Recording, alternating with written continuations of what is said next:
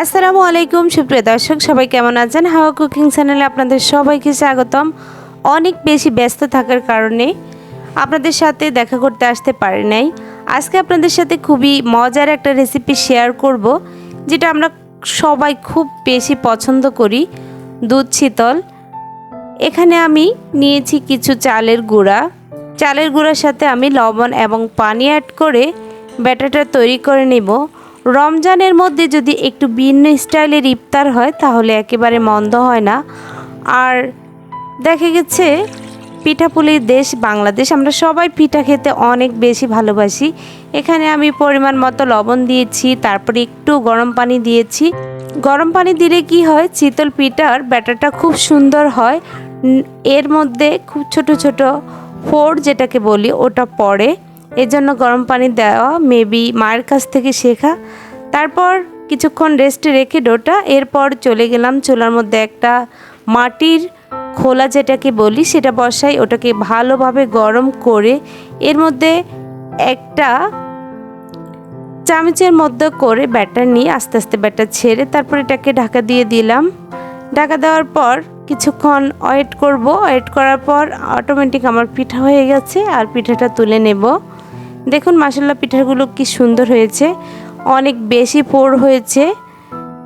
এইভাবে আমি প্রায় এক ডালা পরিমাণ পিঠা বানিয়ে নিয়েছি।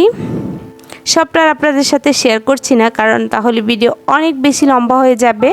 পিঠাগুলো বানানো শেষ। এবার এগুলোকে আমি দুধের মধ্যে চুবাবো। প্রথমে আমি একটা প্যান বসিয়ে তার মধ্যে দিয়ে দিলাম প্রায় 2 কেজি পরিমাণ গরুর দুধ। দুধটাকে ভালো করে জাল করে নেব, জাল করে অনেকটা কমিয়ে নিব। কমিয়ে নেওয়ার পর এটাকে ঠান্ডা করব। ঠান্ডা করার পর এর মধ্যে দিয়ে দিব আমি গুড়। এই গুড়টা হচ্ছে খেজুরের রসকে জাল করে যে গুড় তৈরি করা হয় বাড়িতে, ঝোলা গুড় ওইটা। এরপর আপনারা চাইলে হালকা একটু লবণ দিতে পারেন, যারা মিষ্টিতে লবণ পছন্দ করেন না তারা স্কিপ করবেন। এরপর আবার আমি দুধটাকে ভালো করে জাল করে নিব। আমি দুধটাকে কেন ঠান্ডা করে গুড় দিয়েছি সেটা হচ্ছে দুধটাকে ভালো করে বলক দিয়ে এক এক করে পিঠাগুলো ছেড়ে দেব। আপনারা দেখেছেন যে আমি দুধটাকে ঠান্ডা করে তারপরে গুড় দিয়েছি, কারণ গরম দুধে যদি আপনারা গুড় দেন তাহলে দুধটা পেটে যেতে পারে, এই জন্য আমি সেই চান্সটা নেইনি। এরপর সবগুলো পিঠা এক এক করে আমি দিয়ে দিয়েছি। আমার মনে হয় পাতিলটা একটু ছোট হয়ে গেছে। এরপর এর মধ্যে আমি দিয়ে দিলাম নারকেল কোড়া। নারকেল কোড়া আপনাদের ভালো লাগলে দিবেন, লাগলে স্কিপ করবেন। নারকেল দুধ গুড়ের সংমিশ্রণে যা মজা হয়েছে পিঠাটা। এরপর দেখুন আমি যখন আপনাদেরকে দেখাতে এসেছি তখন দেখি আমার পাতিলের প্রায় অর্ধেক হয়ে গেছে পিঠা, সবাই খেয়ে ফেলছে।